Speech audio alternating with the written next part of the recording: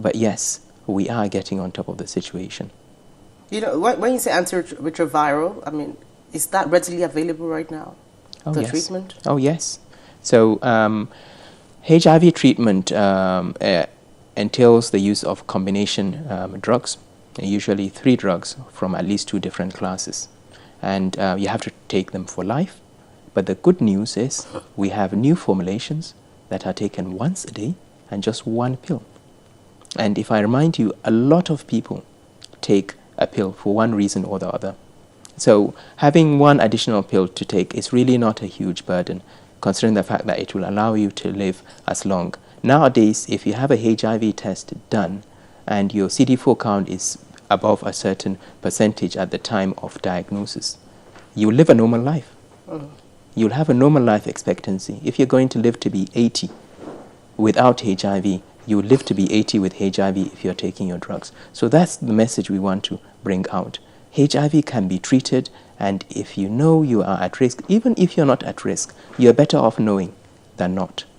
How often do you have people demanding for these pills? Because I know that at some point we had this information saying that Nigeria has the highest prevalence among adults ages 15 to 45. I don't know if that is correct, but do people really demand this on a, hourly basis or something? Do people demand the For the treatment? pills? Well, you can demand for the treatment if you have the infection. Yeah. And certainly the approach nowadays is not to hold off treatment until your CD4 count, which is the amount of the degree of immunity you have within your body, goes down to a certain level. No, the approach nowadays is the moment you're diagnosed with HIV, you go on treatment.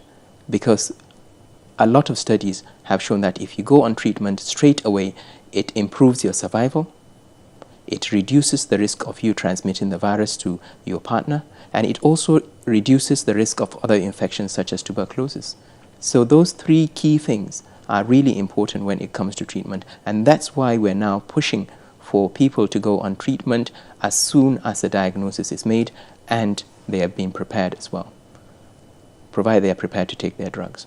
Well, how come about we having that information, which you also need to confirm, over 20,000 Lagosians infected with the virus within 18 months? Nigeria has a prevalence rate of 3%. We estimate that we have about 3 million people infected with the virus. Not those that we know, but those who have the virus but have not tested for it. Okay? And of those 3 million, close to 1 million know their status and they are on treatment. And of the 3 million, about 53% have had a HIV test, so they know that they have HIV, and a small number are not on treatment yet. But I must remind you that if you look at the general population in Nigeria, only about 26% have ever had a HIV test done. Now, I'm not going to ask you whether you've had a HIV test done, Gloria, but we know that 1 in 4 Nigerians, only 1 in 4 Nigerians has ever had a HIV test. And those that have had a HIV test are more likely to live in the urban areas than in the rural areas. Maybe because the testing is easier, and maybe there's improved access. But we want to change that. If you think you have HIV, even if you don't think you have HIV, but for whatever reason you're worried, get a HIV test done, because it might save your life.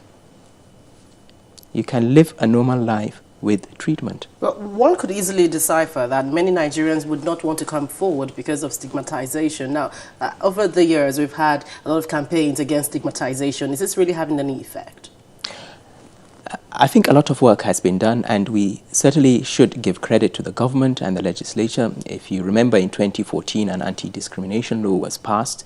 I understand at the moment there's a bill on gender-related violence and gender inequality issues that's going through Parliament.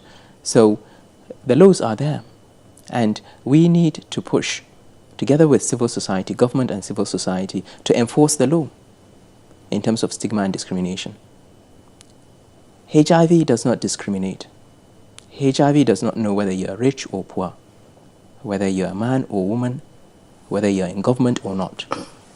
So why should we discriminate against HIV-positive patients? Nowadays with treatment, if you see a patient with HIV on the road, they're healthy, they're well.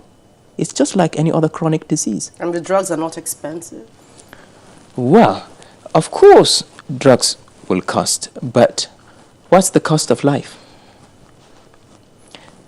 On average, we know from our Taraba and Abia experience, the federal government took over HIV treatment in Taraba and Abia, initially through the Sherpy project and carried on through the 2016 budget, and we have about 50,000 people on treatment.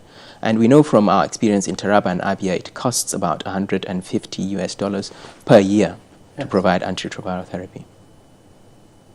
Is that worth it? Oh yes, it is. Because it will allow people to be healthy. Remember that most of the people who have HIV in Nigeria come from the most economically productive group. They're the ones that go out and seek money for their families. They're the ones that look after their families. And therefore, keeping those people in employment, in gainful employment, making money, is more important than the $150 we're spending per year in keeping them healthy. It's very much worth it. And in the long run, if you look at the investment, even in terms of prevention of mother-to-child transmission, for instance, the gains will be tremendous. We're talking about billions of dollars saved over the next 10, 20 years if we stop HIV transmission from mother to child. It would be a huge relief to the health system. I was just coming to that. What's the strategy, any effective strategy in place, to stop that mother-to-child transmission? So, if we look at prevention of mother-to-child transmission in Nigeria, at the moment, we're pretty much at the bottom. We estimate there are about 177,000 women infected with the virus, of which 53,000 are on treatment. And only 21% of the 53,000 would have a negative HIV test for the baby.